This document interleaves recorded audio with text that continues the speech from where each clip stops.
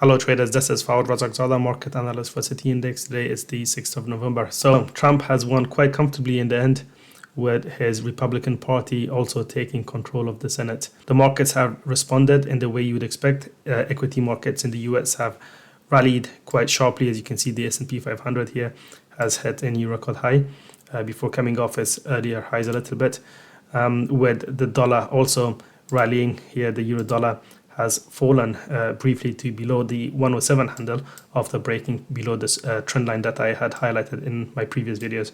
From here, the euro dollar could rise a little bit in the short term, back towards the 107.70 area, where the previous support and the backside of the trend line converge. But from there on, it could resume lower and head down to potentially 106.50. And with the Fed meeting tomorrow, we could even see more losses for the euro dollar, with 106 being the next downside target, and the subsequent target would be 105, but will we get there remains to be seen. So the technical path of least resistance is clearly now to the downside for the euro, as it had been in the past. But following the election outcome, it looks like more tariffs could be on the way for Eurozone exports to the US, and that's something that could hold the currency back after finding some support earlier this week on the back of some positive Eurozone data. But from a purely technical point of view, the path of least resistance is clearly to the downside. So it will remain that way until and unless we see a major reversal pattern on the chart. Now, while the US markets have rallied sharply, the European markets have reversed, with the DAX falling some 500 points from its overnight highs to turn sharply lower on the session, printing a inverted hammer or a bearish engulfing candle on the daily time frame. So the key level to watch for the DAX is this area right here between 18,930 to around 19,050. We are bang in the middle of that range as we speak. And what it does right here could determine the technical path for the next several days at the very least. A close below this area could potentially pave the way for a run down to the 200-day moving average at around 18,340-ish, whereas if it bounces back, then this could keep the long-term bullish trend intact for a while yet.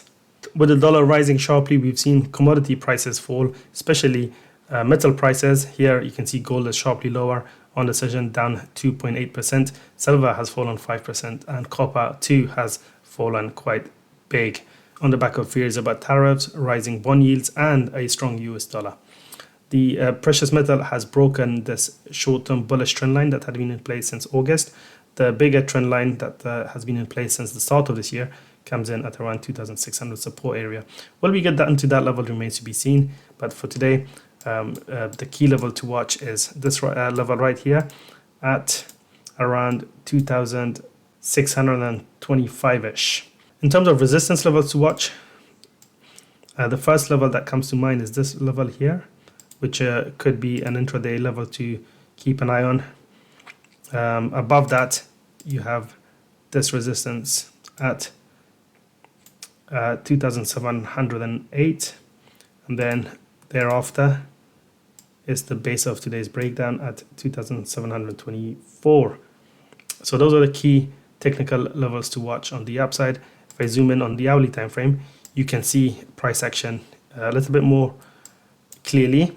And on this time frame, you can see that this level, the 2,708, was tested and it held. So what we could do now is refine our levels a little bit more and bring down this one, for example, to here to mark the base of the big drop that happened in the last couple of hours. And that level comes in at 2,693.